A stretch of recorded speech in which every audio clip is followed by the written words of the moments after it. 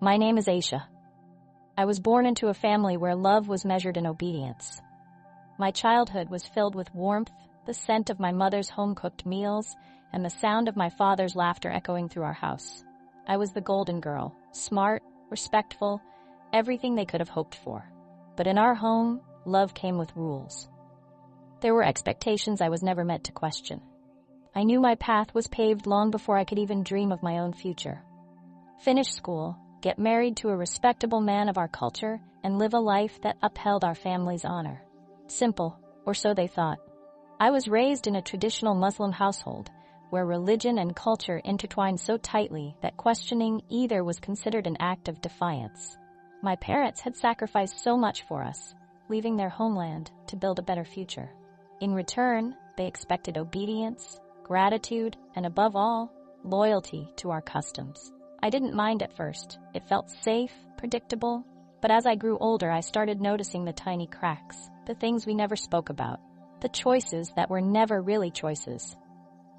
Then came high school, the place where curiosity bloomed, where new ideas challenged old beliefs, where my world expanded beyond the walls of my home. And it was in that world that my heart would lead me to a path I was never supposed to take. Teenagehood came like a storm, and with it, whispers of rebellion. I wasn't reckless, I just wanted to breathe. I wanted to be more than the daughter of my parents, more than just a girl who followed orders. And then, I met him.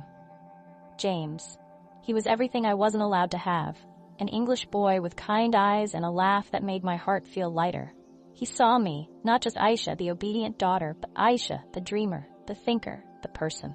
It started as friendship, innocent and easy. We sat next to each other in literature class, where he would make sarcastic comments about Shakespeare, and I would roll my eyes but secretly laugh. He had a way of making me feel understood, like I wasn't just another girl destined for a future I had no control over. But love, in my world, wasn't enough. The moment my parents found out, the walls started closing in. The night they confronted me was one I will never forget. My mother's face was pale, her voice shaking. My father's rage was like fire, consuming the air between us. "How could you do this to us?" they demanded. "How could you betray your own blood?" I tried to explain that love wasn't betrayal, that James wasn't trying to take me away from them, that he loved me for who I was. But their minds were made up. I was a disgrace. I thought I knew what fear was, until I found out I was pregnant. James held my hand, promising we'd figure it out together. But I knew the truth. My family would never accept this. My baby, our baby, would be a reminder of my betrayal. Still, I clung to hope. I told my parents, thinking maybe, just maybe, the love they had for me would outweigh the shame. But I was wrong. Disgrace. That's what they called me. A stain on their honor. You are no longer ours.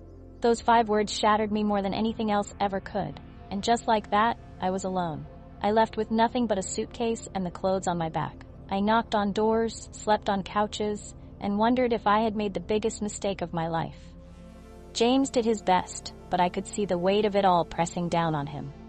He was just a boy himself, trying to hold our crumbling world together.